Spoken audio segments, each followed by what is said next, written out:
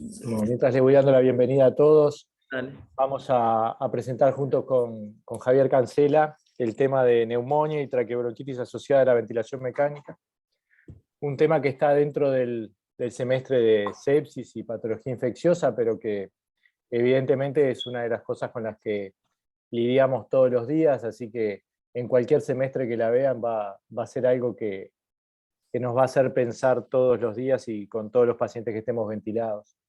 Un poco la idea que tenemos con Javier es darles a ustedes algunas herramientas generales del tema, con la mejor actualización que pudimos hacer desde el punto de vista bibliográfico, pero como concepto general esto tiene mucho de recetas que se vayan adaptando a los distintos lugares de trabajo. Entonces, Javier lo va a reforzar en su desarrollo, pero tenemos que dejar bien claro que nosotros vamos a dar parte de lo que es el marco global del problema, y probablemente en cada uno de los centros asistenciales donde ustedes están haciendo el posgrado vayan a encontrar algunas diferencias, y lo interesante es que ustedes puedan razonar si esas diferencias están respondiendo a cuestiones locales que son valiosas, o a estrategias diferentes de comprensión de este problema. La primera parte va a estar Javier, hablando, como les decía, de traqueobronquitis y ventilación, y neumonía y ventilación mecánica, y después voy a tomarle yo unos minutos finales para redondeo del tema y aporte de algunas otras cosas que tienen que ver con esta patología. Así que bueno, adelante Javier, arranque nomás. Bien, ahí se está viendo bien. Perfecto. Bien, bueno, nada, vamos a empezar con neumonía. Más que nada vamos a hablar de la neumonía asociada a la ventilación, no tanto de la traqueobronquitis, pero más o menos ahí vamos a ir viendo las diferencias entre una y la otra a medida que vayamos para adelante. ¿Tá? Antes de hablar de neumonía asociada a la ventilación, ¿tá? Vamos a hablar de lo que es una neumonía nosocomial. ¿Tá? La neumonía nosocomial, acuérdense, que es la que aparece después de las primeras 48 horas que el paciente se ingresa al hospital, y no tiene que tener nada previo, no tiene que tener ninguna sintomatología respiratoria, ni ser por lo que ingresa al hospital. ¿Tá? ¿Por qué es esto? Porque es importante, porque es la segunda causa más frecuente de infección que tenemos adentro del hospital, las neumonias, y dentro de los pacientes que están adentro del CTI, sabemos que es una de las principales causas de muerte. ¿Tá? Por eso es realmente importante decir que la neumonía nosocomial realmente prima dentro del tratamiento de las neumonias. ¿Tá? ¿Qué es la neumonía asociada a la ventilación? Es la que ocurre luego de las primeras 48 horas de que se ventiló el paciente. ¿Tá? Por lo cual, como ya pasaron transcurridas 48 horas y como dijimos que necesitábamos ese tiempo para hacer una neumonía nosocomial, la neumonía asociada a la ventilación, por ende, es una neumonía nosocomial. ¿Tá? Y dentro de estas es 1/3 de las neumonías nosocomiales, por lo cual también influyen en los pacientes críticos y en la mortalidad de estos. La incidencia de la neumonía, ¿tá? Más que nada, no solo de la neumonía, sino también de la traqueobronquitis, en este caso, es de las infecciones respiratorias asociadas a la ventilación mecánica, es muy variable, porque va desde un 5% hasta un 70%, eso porque hay muchos tipos de definiciones de lo que son las infecciones respiratorias, ¿tá? No hay nada que digamos, la definición es esta, por lo cual todas las series que nosotros vamos a valorar va a ser de determinada manera, pero como eso no está establecido en ningún lado, la incidencia de cada uno de ellos es muy distinta. ¿Tá?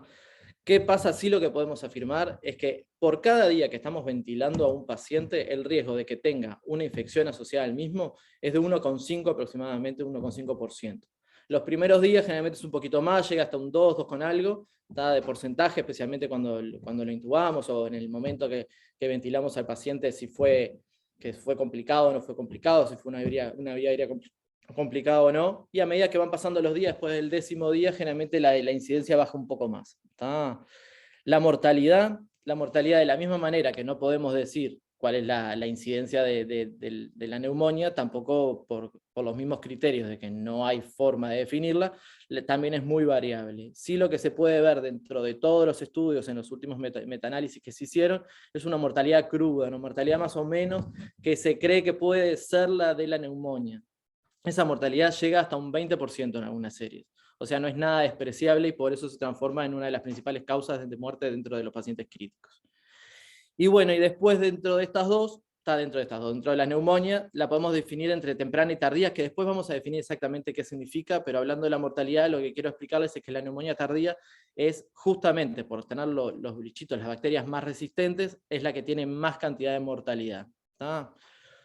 Como veníamos diciendo, por todo esto de la diferencia entre entre una definición y otra, el diagnóstico es muy difícil de llegar y no hay ningún gold estándar que nos diga, bueno, con esto, esto y esto, ustedes tienen a partir de ahora una neumonía. Eso no existe y se utilizan diferentes criterios. El más utilizado de todos es una escala que se llama CPIS, que en realidad es una escala que se hizo para las infecciones pulmonares, que justamente es lo que significa CPIS en inglés, ¿tá? Y es un índice que en lo que nos muestra la probabilidad de que pueda tener o no pueda tener una neumonía asociada a la ventilación. Va a tener diferentes variables, ¿tá? Son diferentes variables que dependiendo el número de la temperatura que tenga, de los glóbulos blancos que tenga, si tiene o no tiene secreciones, qué cantidad de las mismas, del intercambio gaseoso, cuándo sí o no que tenga radiografía, con foco o no tenga foco, y los microorganismos, vamos a definir si es altamente probable que tenga una infección respiratoria o una neumonía asociada a la ventilación, o es poco probable. ¿Tá? Tampoco nos va a dar un diagnóstico de decir, tiene esto. Eso no pasa. ¿Tá? Esta escala, a su vez, tiene una sensibilidad del 69% y una especificidad del 75%.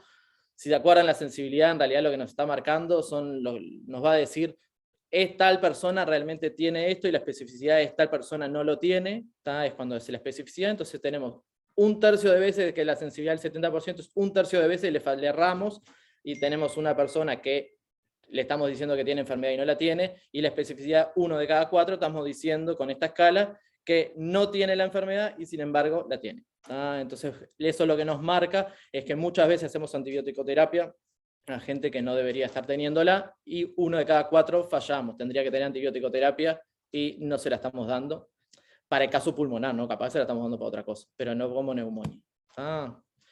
Esta es la escala de la que le estaba hablando, es la escala de la CPIS. Vieron ahí que las variables, dependiendo la temperatura que tenga, la cantidad de glóbulos blancos que tenga, todo eso va a depender la cantidad de puntaje que le damos, y el valor de corte para definir si es altamente probable o bajamente probable que tenga la neumonía es de 6. Ahí es como lo tratamos de llevar. Esta otra es una nueva definición nueva, tiene ya como 7 años, es una nueva definición de que se está empezando a usar, pero más que nada por los americanos, por la CDS. CDS en realidad es una cantidad de gente de muchas especialidades que se juntaron y lo que hacen es el seguimiento de la parte infecciosa de Estados Unidos, ¿tá? Y lo que tratan es de definir mucho más específico la neumonía o no neumonía en un paciente ventilado. ¿Por qué tratan de hacer eso? Porque en Estados Unidos, como en realidad les importa pila la plata, ¿tá? Lo que ellos lo que quieren determinar es si realmente esto es una neumonía y la calidad de la UCI es más baja, pues es un índice de calidad, o no. Entonces ahí empiezan a jugar otras cosas, como por ejemplo también la cantidad. Si esto es una neumonía, va a tener más cantidad de tiempo ventilado, va a llevar más costos y realmente nos va a cambiar una cosa de la otra. ¿Qué es lo para entender este coso raro que puse ahí? Ponen a todos los pacientes, todos que están ventilados, como en una misma bolsa. Eso le llaman el BAE, lo blanco que está afuera. Ponen a todos los que están ventilados por 48 horas, y no se mueve la PIB y la FiO2 lo más baja que el paciente necesita y queda estable, se le llama justamente eso, ventilación asociada a una estabilidad. Esos son los pacientes, generalmente todos los pacientes que nosotros ventilamos. Cuando algo sucede, que la PIB aumenta 3 puntos, o la FiO2 en realidad la tenemos que subir por lo menos un 20%, bueno, le llamamos VAC, es el azulcito, que es una condición alterada a la ventilación mecánica, que puede ser infecciosa o no infecciosa, puede ser cualquier cosa. Dentro de esa, si a esa le sumamos que tiene temperatura, o sea, que tiene fiebre, o que tiene aumento de los glóbulos blancos, podemos decir que es una IVA, que es el rojito, que tiene la alteración, el aumento de la PIB, el aumento de la FiO2, más fiebre o glóbulos blancos, es decir, hay una infección asociada a esa alteración de la ventilación mecánica. ¿Quiere decir que sea por algo pulmonar? No, puede ser por cualquier infección en el cuerpo que haya provocado un distrés o lo que sea a nivel pulmonar y haya provocado esa alteración. Cuando a partir de todo eso le sumamos que tiene secreciones, ¿tá? Ahí es donde entramos a la posibilidad o probabilidad de que sea una neumonía, ¿tá? Asociada a la ventilación mecánica. La única diferencia, como ven ahí abajo, entre probabilidad o posibilidad es si tenemos, cuando miran por el microscopio, los 25 neutrófilos por campo más una bacteria, o solamente los 25 neutrófilos. Si solamente tienen los 25 neutrófilos, o sea que hay algo inflamatorio, está la posibilidad de que sea neumonía, y lo otro es cuando tienen I, es la probabilidad. Como ven, esto no utiliza la radiografía, ¿tá? Y en realidad lo que utiliza más los tiempos para lograrlo son 4 o 5 días entre inestabilidad y estabilidad. Entonces estamos sacando para atrás inclusive lo que es la neumonía temprana, la neumonía tardía, y no estamos tomando en cuenta tampoco la radiografía, por lo cual no podemos definir si es una neumonía o una traqueobronquitis.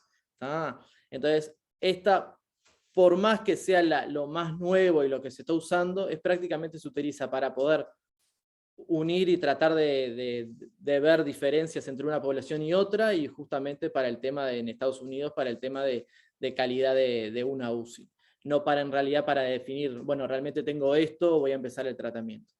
Acá en Uruguay nosotros seguimos utilizando más que nada el CPIS, el anterior, ¿tá? Y obviamente dependiendo de cada lugar donde están, también antes de tomar una iniciativa, viste que siempre hay reuniones clínicas, siempre se habla ya sea con el KDL o con el coordinador que está en el momento, con el jefe de servicio, y dependiendo del paciente, dependiendo de las comorbilidades, dependiendo de cómo viene, y dependiendo de todo, es un conjunto de cosas, más el CPIS, determinamos si estamos frente a una infección respiratoria nueva o no, y si tiene intercambio gaseoso alterado más una placa que pueda ser más compatible, ahí empezamos a tratar de definir, ¿esto es una traqueobronquitis o es una neumonía?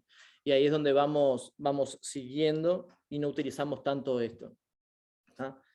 Lo que les estaba hablando antes, ¿tá? De la neumonía en sí, que es temprana y que es tardía, es simplemente el tema de los días que hace que está ventilado. ¿Tá? La temprana, acuérdense que es a partir del segundo día, que justamente es cuando se define neumonía asociada a la ventilación, y hasta el quinto día inclusive de ventilado, y a partir del sexto día es que le empezamos a llamar neumonía tardía. ¿Qué es lo que nos sirve para esto? Hoy en día está prácticamente en desuso, no lo estamos usando. ¿Tá? Porque antes se utilizaba mucho para ver la diferencia de microorganismos que teníamos en una o en la otra. ¿Tá? Sabiendo que en las tempranas los microorganismos generalmente son mucho más sensibles, son muchas veces de la comunidad, y en la tardía generalmente se pueden estar los multiresistentes o los intrahospitalarios. Pero bueno, hoy en día que los pacientes ingresan con inmunodeficiencias, que ingresan pacientes más ancianos, que ingresan con un montón de comorbilidades, inclusive mucho tiempo adentro del sanatorio, entra a ser un área media gris, porque en la temprana ya pueden empezar a tener microorganismos multiresistentes e intrahospitalarios. Entonces, en realidad, hay que tomar en cuenta no solo esto, sino también el paciente en sí con sus factores de riesgo para multiresistentes, para definir después lo que es la antibiótico-terapia empírica y no solo el tiempo este. ¿Tá? Igual más o menos para que se acuerden, la neumonía temprana, esa que dijimos, cuando no tiene factores de riesgo para multiresistente, los más frecuentes de los gérmenes son estos, son el estafilo, el SAMS, en realidad el meticilino sensible, el neumococo y la hemófilus. ¿Tá? El neumococo, acuérdense que acá en Uruguay no tenemos resistencia, son todos sensibles, así que por eso es el tipo de tratamiento que después les vamos a dar. Y la navtardía, que en realidad los bacilos son bacilos gram negativos, como la pseudomonas, la klebsiella, generalmente es muy sensibles, y ahí es donde empiezan después a aparecer los resistentes, ya sean los BLE, los carbapenem resistentes, el acineto resistente, los AMAR, es donde empiezan a jugar un poco más en este tipo de pacientes. ¿Tá? Estos son los factores de riesgo que les estaba hablando para tener una neumonía asociada a la ventilación. ¿Tá? Va a depender mismo del paciente y de las cosas que le sucedieron. Tenemos los factores no modificables y los modificables. Los no modificables, obviamente, es el propio sexo del paciente, que se sabe que el sexo masculino tiene más posibilidad, no se sabe por qué, pero de tener una neumonía asociada a la ventilación. Los pacientes que son en extremo de la vida, especialmente los que nosotros tenemos, que son los ancianos, los que tienen inmunodeficiencias, los que tienen mucha comorbilidad previa, los que ingresan por algo quirúrgico, inclusive los politraumatizados, especialmente los que llevan en un coma primario. Eso está más todo lo demás, ¿no? Esos son más grandes las cosas para tener en presente en el momento de ver los riesgos que tenemos para la neumonía. Y los modificables son todas aquellas intervenciones nuestras una vez que ingresaron el paciente. ¿Tá? Por ejemplo, la intubación, si fue o no fue complicada, ¿tá? Si tuvo una extubación no programada, si fue algo accidental, si se tuvo que reintubar por eso, si recibió antibioticoterapia previa, ya sea de forma empírica o no, qué tipo de antibióticos recibió. El uso continuo de la pseudoanalgesia, ya sea que no se le hace ventana de sedación o de bloqueantes neuromusculares, así también como el neumotaponamiento que nosotros le hacemos, si se desinfla, si no se desinfla. Son todas cosas que son riesgos que nosotros tenemos para que se provoque una neumonía del ventilado o una traqueobronquitis, ¿no? Siempre hablando de las dos cosas.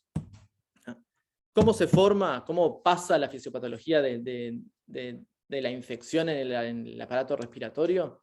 Hay que tomar en cuenta que, en grandes rasgos, la parte pulmonar, el sistema respiratorio, es estéril, entre comillas. Tiene una esterilidad porque nosotros barremos las bacterias que están ingresando al aparato digestivo, al aparato respiratorio. Cuando nosotros tenemos determinados mecanismos de defensa, como son la tos, son el moco mismo, con el movimiento ciliar, que lo que hace es barrer y sacarlo del aparato respiratorio. Cuando llega al alvéolo, nosotros tenemos no solo el surfactante, sino también tenemos neumocitos, tenemos macrófagos, tenemos para hacer un montón de cosas para fagocitar las bacterias que llegan y así barrer y dejar la esterilidad del aparato respiratorio. Cuando nosotros intubamos al paciente, lo que estamos haciendo es, primero haciéndole sedación. Si lo bloqueamos, más aún todavía le sacamos todo el reflejo de tos, le sacamos el movimiento de las cilias del moco, no les dejamos, una vez que forman las secreciones, no lo dejamos sacar porque la tenemos que aspirar. ¿Tá? Entonces, y a su vez la sedación, la ventilación mecánica, al estar abriendo y cerrando los alvéolos constantemente y a meterle presión positiva adentro, o en los momentos de que se le hacen maniobras de reclutamiento, son todas cosas que lesionan los alvéolos más, provocando un lugar más propicio para que las bacterias lleguen y sea más fácil de llegar y crear un ambiente para la replicación bacteriana. ¿Tá? Tenemos estos mecanismos que son la forma en que llegan, porque una cosa es no tener lo otro, pero hay que saber cómo también llegan las bacterias al árbol respiratorio. ¿Tá? Una de las que tenemos son las microaspiraciones de orofaringias peritubo. ¿Tá? En esto lo que hay que tener presente es que una vez que el paciente llega y está dentro del hospital, no tiene por qué estar adentro del CTI, sino una vez ingresado en el hospital, todo paciente queda colonizado a nivel digestivo a partir del 5º día por flora intrahospitalaria. ¿Tá? Siempre les quedan. Nosotros en el CTI, a su vez, como estamos usando clorexidina, que lavamos todo el tiempo la boca, la clorexidina es media ácida, entonces lo que hace es barrer también la flora normal, haciendo más propicio que se colonice. Y a su vez, para evitar las úlceras de estrés, lo que hacemos nosotros es darle ya sea ranitidina o omeprazol, lo que sea que le damos, y llevamos lo que es un pH ácido, que en lo normal evita el sobrecrecimiento bacteriano, lo estamos llevando más alcalino, eso lleva a que a su vez se aumente más la cantidad de bacterias que por más que sean normales, están un poco retenidas en nuestro aparato digestivo, más la colonización lleva a que todo esto se aumente y haya más bacterias Bacillus gram-negativos, o sea, bacterias que sean no normales en nosotros. ¿Tá? Una vez que tenemos el paciente que está intubado, que le ponemos una sonda nasogástrica, que lo tenemos acostado, que a veces no lo semisentamos ni nada, todo eso más el reflujo llega a la boca, llega después, cae adentro de la vía digestiva y queda sobre el taponamiento, ¿tá? Se queda sobre el neumotaponamiento. A su vez, en la parte de la boca, cuando tenemos mucha cantidad de secreciones, de saliva, que se forma todo eso, y no estamos aspirando porque tenemos, yo que sé, un tubo donde no tiene el aspirado continuo, también se forma una cantidad de un lago subglótico que una vez que se rompe el neumotaponamiento, o se sale, o se pincha, o justamente cuando metemos mucha cantidad de presión adentro del tórax, también provocamos que ese neumotaponamiento se salga, se venza, caen las bacterias para dentro del árbol, llegan al aparato digestivo y aparato respiratorio, los alvéolos, y justamente por todo lo que dijimos, se forma la colonización y después la infección. Otra forma que llegan es por la embolización de las bacterias. Esto de la embolización, lo que hay que tener presente es cuando nosotros estamos aspirando. Porque cuando nosotros aspiramos, estamos rompiendo el biofilm que está en la ya sea en el tubo o en la tráqueo, que está con todo el tubo con el biofilm y las bacterias, lo rompemos y logramos que eso se embolice hacia la vía aérea. ¿Tá? Entonces eso es una forma también de que lleguen. La inhalación de aerosoles, hoy en día con las tubuladuras que se tiran, que no se reesterilizan, es más difícil, pero antes, inclusive en algunos lados que se siguen reesterilizando las tubuladuras, o hay un montón de cosas que se siguen esterilizando, se quedan mal esterilizadas, bueno, es otra forma que tiene de ir directo para la vía aérea. Y la vía hematógena puede pasar por translocación bacteriana a nivel de intestino, que es lo que salga y llega hasta el estómago, hasta la vía aérea, o por ejemplo cuando tenemos una tromboflebitis y bueno, y se desprende algún coágulo, se desprenden bacterias y también por vía hematógena llegan al pulmón y tal. Esas son las formas que tenemos de hacer una neumonía. Dentro de estos 4 mecanismos, el más importante de todos, obviamente es el primero y es generalmente por el que nosotros tenemos las complicaciones de la neumonía.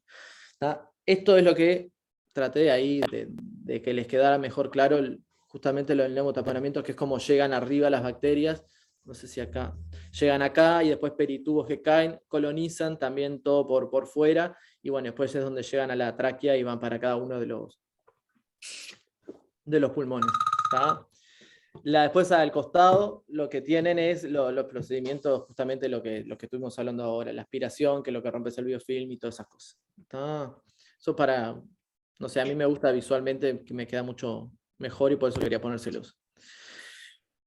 Una vez que nosotros tenemos la neumonía ya puesta, hay que tener en cuenta que la neumonía, como toda inflamación, provoca un CIRS, provoca una alteración, está con liberación de citoquinas, una liberación en realidad en todo el cuerpo, haciendo múltiples disfunciones, y una de las disfunciones que puede llegar a autohacerse también es una alteración del parénquima pulmonar, obviamente el distrés respiratorio, es lo que lleva es más alteración de la anatomía, más alteración del alveolo en sí, con pérdida surfactante, con edema pulmonar, también con pérdida de la celularidad con los polimorfos, y con todo eso lleva a un ambiente más propicio aún para más crecimiento bacteriano, y así formar un círculo vicioso de infección tras infección. Cuando nosotros tenemos, y no definimos que tenemos una neumonía, porque ya dijimos que no podemos llegar a un diagnóstico exacto, pero sí creemos que la tenemos, vamos a pedir determinadas cosas. Lo primero que vamos a pedir, obviamente, es una placa, que nosotros la pedimos siempre. Tenemos una sensibilidad del 90%. Sensibilidad, acuérdense que la sensibilidad en este caso lo que me va a mostrar es la placa alterada, pero tiene una especificidad horrible en realidad, el 35% para decirnos esta alteración es una neumonía. Por eso que hoy hablábamos que las placas STI, especialmente en estos casos, la especificidad para decirle esto más esto junto con la placa es una neumonía asociada a la ventilación es baja, porque realmente la especificidad es muy bajita. Tenemos la ecografía pulmonar, que es un poco más específica, pero obviamente va a depender de quién la está haciendo. Obviamente todos tenemos curva de aprendizaje para determinar después si lo que estamos viendo realmente es una neumonía o no. La tomografía de tórax, que es un poco mejor que la radiografía, pero tampoco es la panacea. Otra cosa que vamos a pedir son las secreciones, o sea, vamos a tratar de ver lo microbiológico. En este caso, yo ahí puse el aspirado y el lavado. En este caso, después vamos a ver que hay 2 tipos de guías, que son las americanas y las europeas, las europeas están junto con las latinoamericanas, que van a hablar de cuáles son las que prefieren cada una. Las yanquis, las americanas, prefieren mucho más el lavado, todo lo más invasivo para tratar de tomar las muestras y decir que son mucho más específicos. Las europeas, por más que dicen que es lo mejor también las que son muestras profundas, dice cuando no tenemos un mal intercambio gaseoso, o por ejemplo, tenemos un paciente con mucha cantidad de secreciones o lo que sea, tampoco es necesario tomar tanta muestra profunda cuando podemos, justamente con lo cuantitativo, ir valorando el tipo de bacteria que tenemos. Igual las 2 coinciden en lo mismo, que dependiendo del estudio que nosotros pedimos, es la cantidad de unidades formadoras de colonias que nosotros tenemos que ver a que nos tienen que informar para determinar si estamos frente a una colonización o estamos en una sobreinfección, o sea, una infección. Por ejemplo, si tenemos un aspirado traqueal común y corriente el nuestro, las unidades formadoras de colonias tienen que ser por lo menos 10 a la 6. Si tenemos un lavado, o un mini lavado, tiene que ser de 10 a la 4, y si tenemos el cepillado, que es el más específico, ese tiene que ser 10 a la 3 unidades formadoras de colonias. Eso más que nada para que lo sepan, ¿no? Y con respecto a los hemocultivos, que es lo otro que pongo ahí que tendríamos que pedir, las neumonias, inclusive las neumonias estas, las asociadas a la ventilación, son muy pocos bacteriémicas, de ellas son del 10 al 15% son bacteriémicas. Entonces que realmente tengamos hemocultivos negativos no significa que no tengamos una infección pulmonar. Así que por más que lo pedimos, porque frente al lavado y frente al hemocultivo positivo con el mismo bicho, misma la sensibilidad, y bueno, es una pata más que tenemos para el diagnóstico de acercarnos realmente que lo que estamos frente a una infección, a una neumonía. Es para eso. Y bueno, y esto que pongo acá abajo, en realidad la procalcitonina, que hay una evidencia contradictoria. Esto lo que quiero es, antes se usaba mucho y se ponía la proca como algo, bueno, si tengo proca alterada, ya le empiezo el antibiótico y me voy guiando por la procalcitonina para después suspenderlo, y era cuando tampoco había evidencia de cuánto tiempo teníamos que tener el tratamiento antibiótico, y se guiaba mucho por la procalcitonina. Hay dos estudios que se hicieron, que uno que fue acá en Uruguay, que es el de abajo, el que está a la derecha abajo, que lo hizo la cátedra de infecto, inclusive con Mario Cancela, que era uno de nuestros profesores, se hizo en el 2007, y lo que ahí se vio que la procalcitonina, igual que en el de arriba, en los dos se dio lo mismo, guiarnos por la procalcitonina no mejora ni la mortalidad, ni la morbilidad, ni prácticamente nada. Lo único que se vio en el de abajo, en el nuestro, es que guiarnos por la procalcitonina, cuando llegábamos a 0,5, suspender el tratamiento antibiótico, mejoraba escasamente 2 días estar sin antibióticos, o sea, 2 días de estar libres de antibióticos con respecto al tratamiento común y corriente. O sea, estábamos ahí. Y el de arriba no vio ninguna diferencia en nada, ni en los días libres de antibióticos, ni en morbilidad, ni en mortalidad. Claro está decir que para las dos, para hablar para comparar un estudio con el otro, nosotros tomábamos 0,5 de procalcitonina para dejar el antibiótico, y el de arriba toma 0,1. Entonces, en realidad, para llegar a 0,1 podríamos tener estos 2 días más de antibióticos que nosotros teníamos libres. Entonces, por ese lado se puede llegar a comparar. Pero bueno, para que les quede claro, la proca ahora se está usando en específicos casos para guiarse del tratamiento, especialmente en los pacientes que tienen inmunodeficiencia, en pacientes que tienen muchas comorbilidades o que tienen algo, más que nada una fibrosis pulmonar o un EPOC dantesco, o en pacientes que tengan XDR o PAN resistentes. En esos en los que se puede seguir también un poco con la procalcitonina y no guiarse tanto de días que estamos empezando a tratar las neumonias. Esto simplemente para que vean lo que es la placa y lo que es una radiografía. Esta es la misma persona, donde la placa parece que tiene mucho más opacidad inhomogénea con respecto a lo que es la tomografía. Y bueno, es para más que nada, nosotros lo estamos usando para descartar complicaciones o otras cosas que nos estén provocando una alteración en la insuficiencia respiratoria, y no tanto para guiarnos y decir, tiene esto, así que es la neumonía asociada a la ventilación. ¿Qué es la escala Piro? Esta escala es una escala que realmente no se usa para cuando nosotros queremos comparar poblaciones. En ese caso sí la usamos, y lo que nos va a hablar es el riesgo de mortalidad que tenemos frente a la neumonía, cuando nosotros creemos que tenemos una neumonía. Piro, en realidad, es por cómo lo escribían antes. La P es de predisposiciones de las comorbilidades que tiene el paciente para tener la neumonía. La I es de infección, o sea, si tiene o no tiene bacteriemia. La R es de la respuesta, pero en realidad es de la respuesta hemodinámica frente a esto, es si tengo o no tengo shock. Y la O es de órganos, es de la disfunción de los órganos que tengo. Tiene un punto cada uno. Y lo que nos va a marcar es que si tengo 0 o 1 es leve, si tengo 2 es un riesgo moderado a mortalidad, y 3 y 4 tengo una alta chance de morirme si tengo una neumonía. Eso es la escala, es más que nada para cruzar datos. Esto es lo que venía hablando de hoy de las guías. Las guías, estas son las que utilizamos para lograr llegar a un tratamiento de la neumonía y de la traqueobronquitis. Las de arriba son las guías americanas, son las ITSA, y las de abajo son las europeas. Todas esas cositas son todos distintas especialidades, y la que dice ALAT es la latinoamericana, es la parte latina que nosotros tenemos en esas guías, que es de cirugía de tórax. La única diferencia grande entre una y la otra es eso que hablamos hoy, la cantidad de lo que solicitan, que las de arriba quieren más que sea el cultivo de secreciones profundas, y la de abajo no le importa.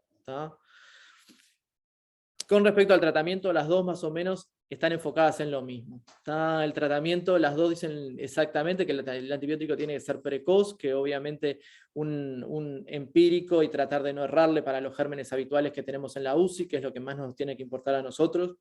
No algo tan grande y decir, bueno, si yo tengo una nave temprana, le doy esto, no guiarnos tanto por eso, sino guiarnos más que nada por la ecología del CTI en donde nosotros estamos, y por el paciente, por los riesgos que tiene o no tener de multiresistentes. Con eso empezar una antibiótico terapia precoz, porque sabemos que es un factor de mal pronóstico errarle en las primeras 48 horas al antibiótico. Y una vez que tenemos la bacteria, tratar de decalar, y en el caso de que no sea multiresistente, o en el caso de que, ahora ya después lo vamos a ver, y no necesitamos biterapia, tratar de hacer monoterapia en los pacientes.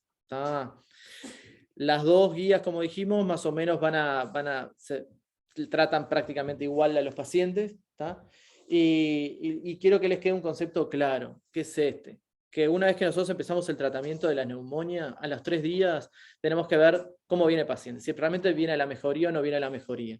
Si no hay mejoría, bueno, hay dos opciones, se nos salen dos abanicos: o tenemos una complicación de la neumonía, ya sea tenemos un empiema, se nos hizo necrotizante, se nos hizo un absceso, o le erramos al diagnóstico y lo que estamos viendo en realidad es un distrés o una complicación por otra causa de una infección alejada. Y tenemos que empezar a tratar de encontrar otros diagnósticos alternativos, y empezar obviamente a tratar ese diagnóstico alternativo. Para elegir el tratamiento tenemos que ver justamente los factores de riesgo para tener una bacteria resistente. Las guías difieren muy poco, pero difieren en los factores de riesgo para esto. Las de la izquierda son, como dijimos, las europeas y las latinas, y la derecha son las americanas, y nosotros más o menos hacemos un compendio de todas. Hay el paciente que está chocado, que tiene un shock séptico, es un factor de riesgo. La administración previa de antibióticos, algunos ponen 90 días, otros ponen más, otros ponen menos, pero el antibiótico previo también es.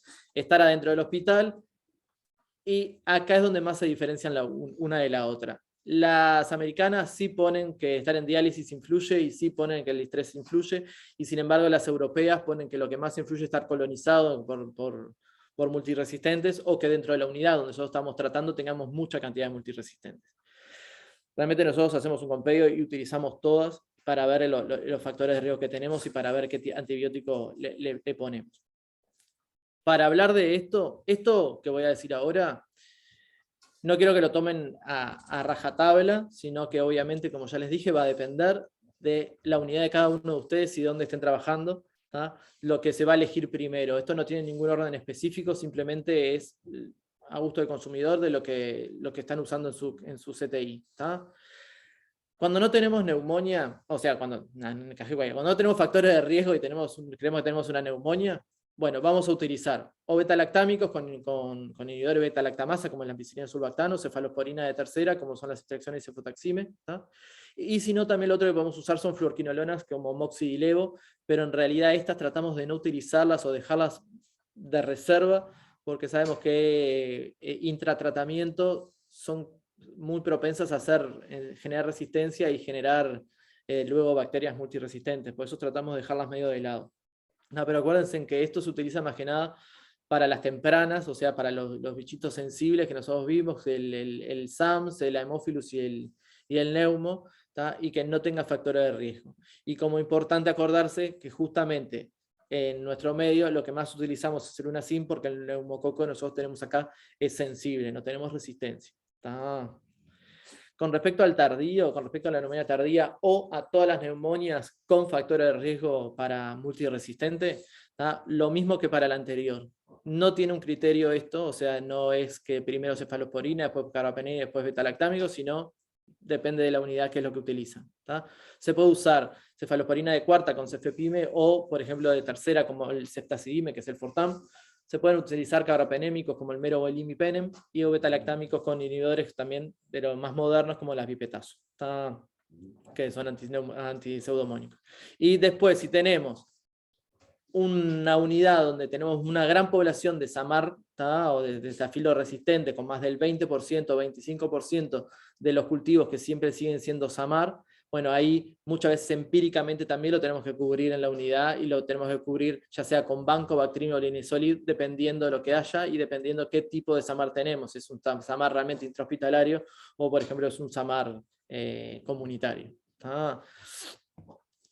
Para que les quede como un mini resumen, si tenemos un SAMAR, acordarse de Banco, o ahí no lo escribí, pero también Linezolid. Si tenemos un SAMAR de la comunidad, podemos ponerle Bactrim. Si tenemos los bacilos gram negativos que no sean resistentes, hacemos Fortan o pipetazo. Para las BLE, los carbapenémicos, o podemos usar cefepime-colistin, que es otra de cuarta. Para cineto, utilizar tige, colistin, sulbactano, aminoglucósidos. Y esto es lo que hablábamos hoy. Lo que les dije, lo de la biterapia. Todo paciente que a su vez está en shock o tiene un riesgo de germen multiresistente, pero no de un BLE, estamos hablando de un resistente a carbapenémicos o un XDR o un PAN resistente. Los pacientes que tengan fibrosis quística o bronquiectasia, siempre pensar en biterapia y no solo hacerle monoterapia. Con respecto a la duración que le hacemos de este tratamiento antibiótico, siempre hubieron controversias. Durante muchos años se ponían 7 días algunos, en otras unidades se ponían 14, pero no era solo en Uruguay, sino a nivel mundial, hasta que en los últimos estudios y que las guías ahora, ya sea las americanas y las europeas, se pusieron de acuerdo de tratar a todos entre 7 y 8 días, especialmente en los pacientes que no tienen nada, ni inmunodeficiencia, ni nada, ni fibrosis quística, ni EPOC, ni neumonias necrotizantes, ni nada que pueda alterar la penetración pulmonar de los antibióticos. En el caso de pacientes con cualquiera de estos que dijimos ahora, o a su vez XDR o PAN resistentes, ahí sí podemos aumentar de 10 a 14 días el antibiótico, y en estos casos es lo que dijimos hoy de la procalcitonina, que nos podemos guiar por la procalcitonina también y la evolución del paciente para ver cuándo decidimos suspender o no suspender el antibiótico. Con respecto al nebulizado, bueno, esto también. Hay muchos estudios que dicen que funciona, muchos estudios que dicen que no funciona. Hay estudios que dicen que no mejora ni la duración de la ventilación mecánica, ni de la mortalidad. El tema es, nosotros lo utilizamos en dos grandes momentos. Cuando tenemos una traqueobronquitis, que es aquella de cuando, por ejemplo, no tenemos alteración del intercambio gaseoso, o si tenemos es muy poco y no tenemos una radiografía que nos muestre un foco, y ahí nosotros creemos que estamos frente a una traqueobronquitis asociada a la ventilación, y ahí le ponemos generalmente ya sea un aminoglucósido nebulizado o algún antibiótico nebulizado, o cuando estamos frente a un multiresistente, lo que queremos hacer adyuvancia al tratamiento antibiótico. ¿Por qué lo hacemos? Porque lo que sí se está y se sabe del antibiótico nebulizado es que el antibiótico nebulizado llega mucho mejor a nivel pulmonar, porque va directo. Eso sí, tiene que ser nebulizado con nebulizadores específicos, no con cualquier nebulizador, sino con los supersónicos, con los que realmente logra enviar el antibiótico a nivel pulmonar. Y llegamos a que tenemos se pueden alcanzar muy altas, muchas, como hasta 100 veces la cantidad de la SIM a nivel local. Entonces, por eso es que nosotros lo utilizamos en esos casos. Bueno, para esto es como un mini resumen que les quede. Dentro de las neumonias, lo que más nos importa a nosotros es que sepan es que los betalactámicos siguen siendo como el pilar fundamental para el tratamiento, que generalmente cuando tenemos multiresistente le podemos asociar un aminoglucósido. Lo que dijimos hoy de las fluoroquinolonas, tratar de evitarlas o utilizarlas en lo menos posible, o como algo como segunda línea o tercera línea inclusive, porque son las que después generan los multiresistentes, ya sea a nivel pulmonar o de la microbiota intestinal. Para las BLE sí sigue siendo la principal línea los carbapenémicos, y si tenemos una SIM baja, podemos después de calar y poner altas dosis, ya sea pipetazo o cefalosporina de tercera, ¿tá? Y cuando tenemos enterobacterias con carbapenem resistente, bueno, ahí sigue siendo el colistin combinado, ya sea intravenoso o nebulizado, lo que hablábamos ahora, para esto. Y bueno, y esto es lo otro que ya habíamos dicho hoy, la banco para el SAMAR, que cuando hay mucha cantidad en la ecología de la UCI, hay que ponerlo en forma empírica. Y bueno, y para ir terminando y no aburrirlos más, con respecto a la prevención, ¿tá? De la neumonía. Bueno, la prevención, sí hubo un estudio que es el más conocido de todos, que se llama Neumonía Cero, ¿tá? Que lo que fue en España, agarró pila de CTI, 180 y algo, ¿tá? De CTI con miles de pacientes, como 170.000 pacientes, 180.000 pacientes, y se vio que utilizando una serie de condiciones que ahora se las voy a mostrar en la diapositiva siguiente, se logra bajar inclusive la probabilidad de neumonía asociada a la ventilación o de traqueobronquitis asociada a la ventilación hasta un 50%. Por lo cual se está haciendo mucho énfasis en este bundle de cosas. Y bueno, y son estos. ¿Por qué lo dividimos en dos? Porque hay 7 que sí o sí se tienen que hacer y 3 que en realidad, bueno, se dice que sería bueno hacerlas. Dentro de estas cosas, las más grandes y las que nosotros sabemos, obviamente, es el lavado de manos, que tenga gente entrenada para manipular la vía aérea, de tener controlado siempre el neumotaponamiento, que esté entre 25 y 30, tratar de la posición que esté siempre el paciente medio semisentado, especialmente si lo tenemos con nutrición enteral.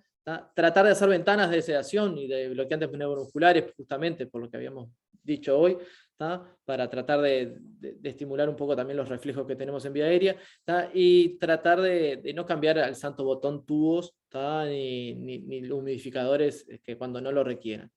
¿Por qué me salté específicamente la higiene bucal? Bueno, porque la higiene bucal en este año, justamente en el 2022, salió un trabajo ahora hace un mes y medio, donde ya, que no se los puse porque no los quiero complicar más, donde se vio que la higiene bucal con clorhexidina como que no estaría totalmente recomendada porque hubo algunos estudios que mostraron inclusive aumentaba la mortalidad. Nada, como no quedaba bien claro, ahora es como una gran incertidumbre y se está tratando de desestimar el uso de la higiene bucal y solamente lavar pero sin clorhexidina. Y bueno, con la otra del otro lado, la de contaminación selectiva, lo del tubo digestivo es lo que dijimos hoy de la ranitidina y el omeprazol, que bueno, eso frente a la úlcera de estrés y la probabilidad de neumonía se sigue utilizando para evitar las úlceras de estrés. La aspiración de las secreciones, cuando ponen el tubo con el que tiene, como el que tenemos en la clínica, no sé si en otro lado hay, que es el que tiene la aspiración continua del laguito subglótico. Y bueno, y esto otro que no se ve en muchos lados, pero en Europa se está empezando a hacer, en el momento de la intubación, hacer un push cortos de antibiótico terapia, como cuando hacen la incisión de piel en una cirugía, hacer ahí por lo menos o por lo menos 24 horas de antibióticos, y se está viendo que eso está mejorando un poco la prevención de la neumonía asociada a la ventilación. Y bueno, y hasta acá más o menos yo llegué, y ahora el profe Viva va ahora a hablar un poco. Gracias, Javier. Muchas gracias por la presentación. Quedó claro el esfuerzo que hiciste para tratar de meterla en 40 minutos, 45 minutos. Obviamente que va a quedar la clase grabada y la presentación, sobre todo por las referencias, las fichas que utilizaste para consulta de todos. Yo les voy a robar 5 minutos más, nada más, para redondear algunas de las cosas que dijo Javier con alguna evidencia para que lo tengan en cuenta. ¿Están viendo ahora mi pantalla? Sí, se está viendo, sí. Bárbaro.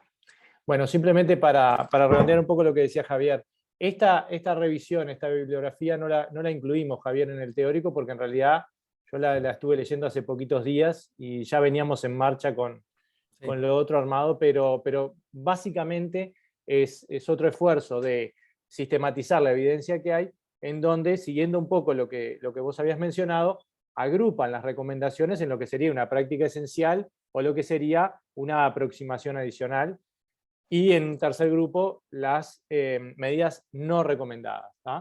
Una de las cosas principales es que debemos pensar, parece una cosa muy simple, pero siempre se nos escapa. Esto es una neumonía o una infección asociada a la ventilación mecánica. Entonces, cuanto más tiempo acortemos la ventilación mecánica, mejores chances tenemos de evitarle a nuestro paciente una complicación. Yo después les pido que recorran esta ficha porque realmente tiene un montón de consejos prácticos y estratifica bien dentro de las cosas que hacemos nosotros en el día a día, cuáles son las que tenemos que poner sí o sí en nuestro paciente y cuáles podemos ir adaptando según la evolución o el lugar donde estemos trabajando. Esto tiene que ver, en términos generales, con que nosotros tenemos que buscar todas las maneras posibles para que la ventilación mecánica de los pacientes sea hecho dentro de una práctica segura, ¿sí? Nosotros, obviamente que vamos a intubar y ventilar un paciente buscando mejorar la sobrevida frente a una complicación o una enfermedad respiratoria primaria, pero tenemos que tener en cuenta los riesgos a los que exponemos a nuestros pacientes a lo largo del proceso de ventilación mecánica. Entonces, para que esta experiencia del paciente sea más segura, la reducción o las estrategias que buscan prevenir la neumonía asociada a la ventilación tienen que estar allí, al mismo tiempo que ajustamos los niveles de PIP, el volumen corriente, el manejo del dolor, la sedación, el delirio. Tenemos que entender que esta complicación es una complicación prevenible y que si ocurre podemos minimizar la repercusión de la misma. ¿Ah? Les voy a repasar 2 o 3 cosas del día a día que tienen que ver directamente con la reducción de la neumonía asociada a la ventilación. Interrupción diaria de la sedación. Es algo que tenemos que estar enfocados día a día. Esto que les muestro acá son resultados de aceptación de un protocolo de interrupción de la sedación de manera diaria en Alemania, Canadá y Estados Unidos. Unidades universitarias, que son las que participan y publican las guías, los libros de tapa dura que todos vamos a comprar en las librerías, tienen entre 34 y 40% de aceptación en las guías. O sea que es una lucha diaria que nosotros tenemos que estar atentos a identificar no en qué paciente podemos hacer una interrupción de la sedación. Creo que hay que pensarlo al revés. Es en qué paciente no está indicada la interrupción de la sedación. Para identificar solo al que no, porque el resto seguro que van a estar en oportunidad de rehacer. ¿Por qué no lo hacían en estos lugares? Porque tenían baja aceptación de enfermería, por el temor por poner en riesgo al paciente al suspender una sedación, porque consideramos que el paciente está dormido, bien adaptado al ventilador y está seguro, cuando en realidad pasa desapercibido que un paciente en el que prolongamos la ventilación mecánica con sedación innecesaria está corriendo un riesgo, aunque no lo veamos con dificultad respiratoria. Existía el miedo de que frente al despertar el paciente desaturara o que tuviera disconfort o dolor. En todo caso, debemos en cada uno de nuestros centros de trabajo identificar cuáles son las barreras. ¿Es que no tenemos un protocolo adecuado? ¿Es que no lo hemos comunicado de manera eficiente? ¿Es que hay errores que hemos cometido en el pasado y nos condicionan? Cada vez que suspendemos una sedación hay 1 o 2 autoextubaciones y eso es un problema a corregir. Tenemos que pensar en cada uno de nuestros lugares cómo mejorar esto. Y por supuesto identificar que estas barreras pueden tener que ver con condiciones del paciente, del equipo de salud, del protocolo o del contexto en el que trabajamos. ¿Sí? No les voy a hablar de contexto cuando acabamos de venir de 2 años de pandemia, donde se ventiló y trabajó en condiciones que estaban muy lejos de ser las adecuadas, pero todas estas cosas hay que tenerlo en cuenta para que efectivamente logramos impactar en la calidad de la asistencia que hacemos a nuestro paciente. ¿Ah? Entonces tenemos que buscar que las condiciones del paciente sean aceptables, que haya colaboración, que el equipo de salud conozca los procedimientos, que el protocolo esté disponible y que exista una buena comunicación dentro del equipo. Paso siguiente, acabo de suspender la sedación, tengo que ver que no expuse a mi paciente a un riesgo innecesario. O sea, paciente que tenga riesgo de convulsiones, pacientes en los que estemos haciendo benzodiazepinas porque está haciendo un síndrome de abstinencia, que esté con paralizantes, que tenga isquemia miocárdica, que tenga hipertensión intracraniana o que esté planeando una cirugía en las próximas horas, esos van a ser nuestros pacientes a los que no vamos a hacer la interrupción. Pero luego de hacer eso, de identificar que estos pacientes quedan fuera de nuestro screening, vamos a suspender la sedación y si el paciente se mantiene en condiciones de estabilidad, tenemos que pasar al siguiente paso, que es la prueba de ventilación espontánea. Avanzar en definir en qué punto de la evolución está mi paciente. ¿Está con absoluta dependencia de la ventilación mecánica, pero puedo prescindir de la sedación para hacer esto? Y si estoy sin sedación, ¿en qué punto de mi proceso de desvinculación del ventilador estoy para poder tomar las medidas acordes a esto? Javier les estuvo hablando mucho no, la cantidad justa, digamos, de los riesgos que implica la intubación, ¿sí? Mencionó incluso que cuantos más días tengamos al paciente intubado, más chance vamos a tener de que aparezcan microorganismos en vía aérea que nos generen una traqueobronquitis o una neumonía. Y esto es básicamente porque todos los sistemas que nosotros utilizamos son falibles y además están expuestos a funcionar de manera diferente según las condiciones en que esté nuestro paciente ventilado. Este trabajo, que ya tiene más de casi 15 años, 14 años, se enfocaba en esto. Eran pacientes ventilados y además pruebas de laboratorio con sondas orotraqueales en tubos de plástico. Y entonces se veía que la hermeticidad del manguito dependía, entre otras cosas, del nivel de PIP que estuviéramos utilizando. Valores de PIP de 5 o menores de 5 daban más chance a que existieran filtraciones y que se escurriera parte del contenido. Esto es azul de metileno, el que utilizamos para valorar si hay aspiración de vía aérea. Veían que había marcas, modelos de sondas orotraqueales y niveles de PIP que favorecían o no el pasaje de, en este caso, el colorante, que vendrían a ser las secreciones y ese laguito que se forma por encima del balón. Estos estudios fueron lo que motivaron la generación de las sondas orotraqueales que conocemos hoy, las que tienen el manguito cilíndrico y las que incluyen además la aspiración continua por encima del nivel de hermeticidad de la vía aérea. Ahora bien, si yo tengo un manguito bien inflado, minimizo las chances de que haya aspiración de la vía aérea. No las anulo.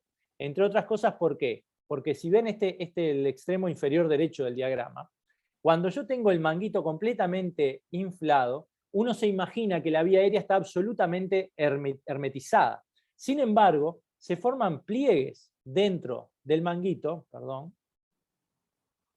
que dejan permear. Son pliegues tan grandes que incluso se pueden ver en algunas tomografías, como muestra este corte de una tomografía de un paciente. ¿Ah? O sea que son pliegues grandes que permiten que efectivamente filtren las secreciones y si tienen bacterias que progresen a lo largo de la vía aérea. ¿Ah? Ahora bien, Javier les mencionaba que en términos generales el concepto que tenemos es que la vía aérea es un espacio estéril, libre de bacterias.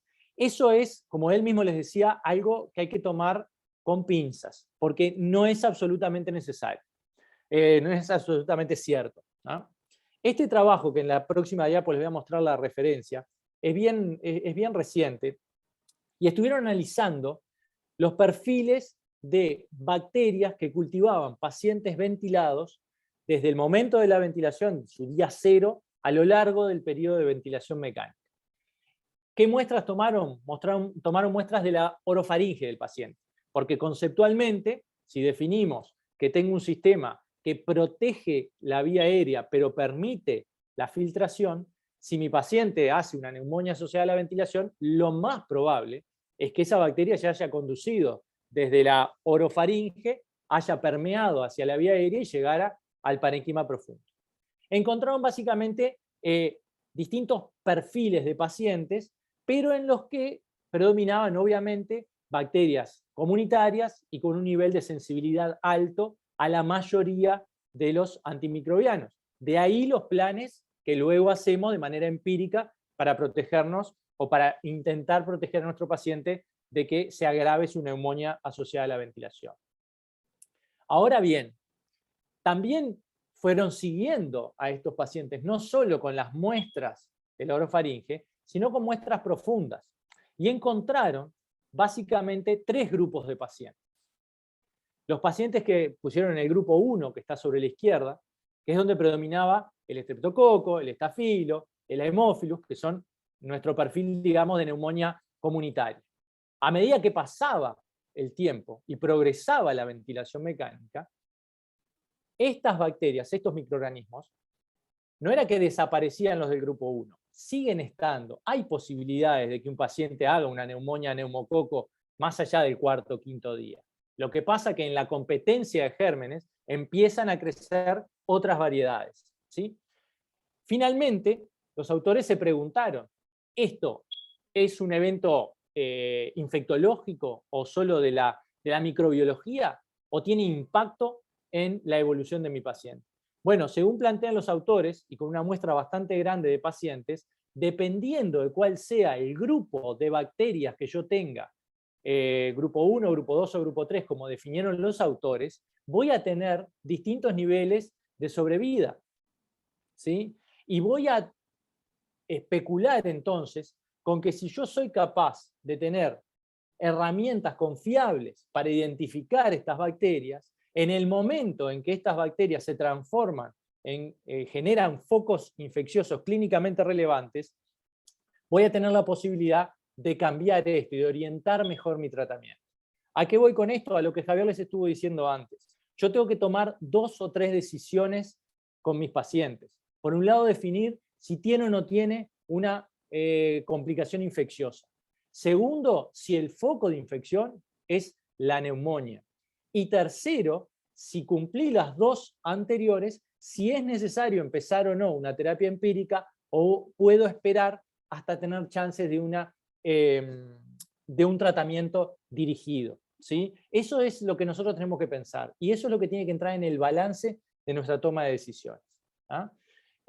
¿Por qué cambian las bacterias a lo largo de los días que el paciente está ventilado? Por una parte, porque el paciente cambia de entorno, ¿sí? Entonces, como Javier les decía, un paciente que estuvo 15 días internado en piso, cuando llega al CTI yo lo tengo que intubar, probablemente tenga un perfil de bacterias en la piel, el tubo digestivo, el tracto respiratorio, que se parezca a la flora que hay en sala de internación y no a su casa o a la comunidad de donde viene.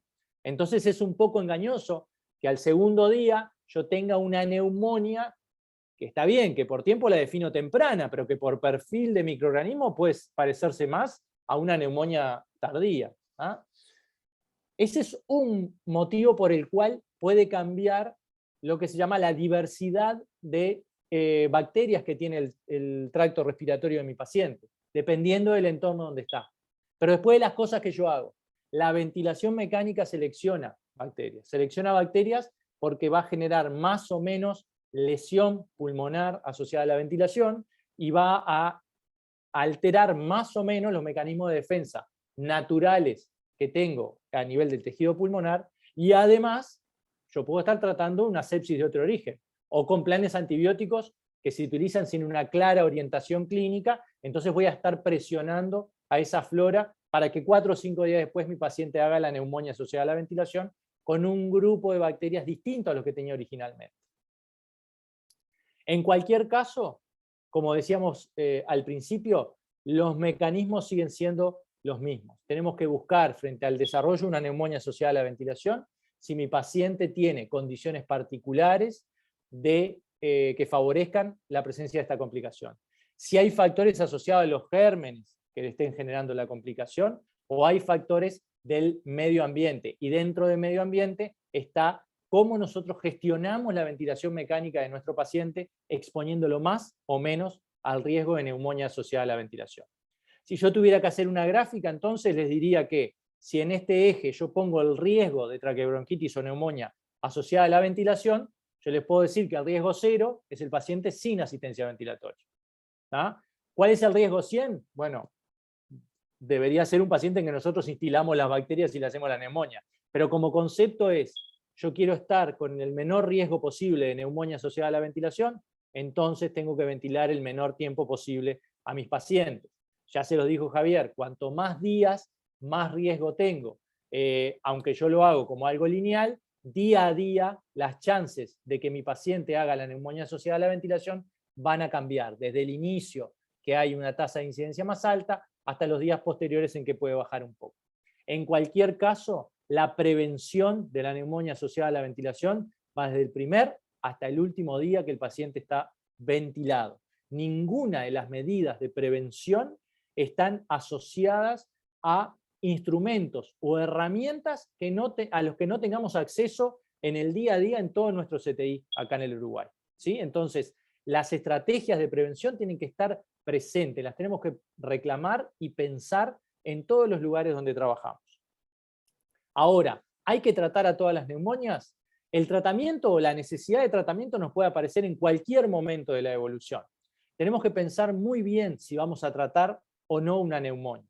Básicamente por estos dos conceptos. Si yo hago un inicio tardío de mi tratamiento, expongo a un paciente a una complicación infecciosa clínicamente relevante y, como les decía Javier, con mortalidad elevada.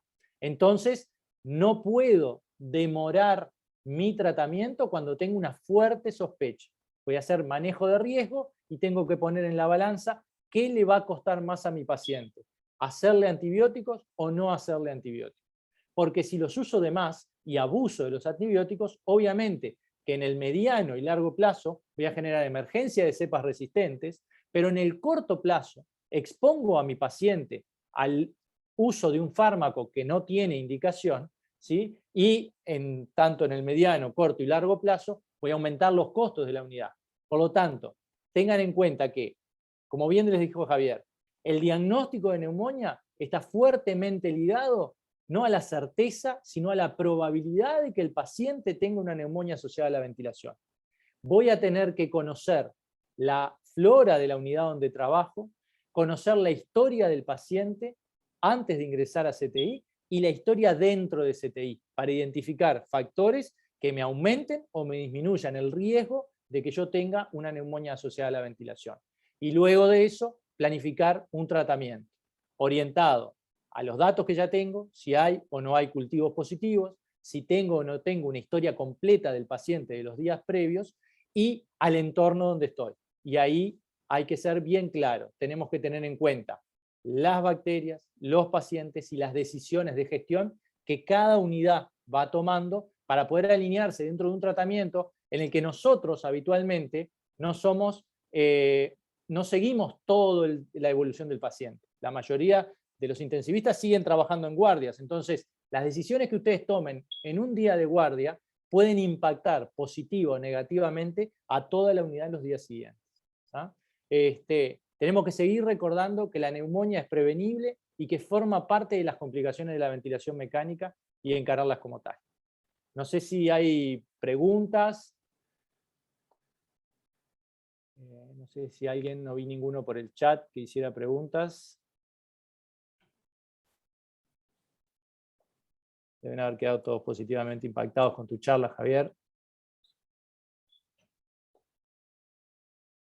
Bueno, si les parece, vamos a dejar grabada la clase, obviamente, van a tener acceso a ella, y vamos a arrimarles de repente por el grupo de WhatsApp, Javier, la lista de bibliografía recomendada para que la tengan a mano, ¿te parece?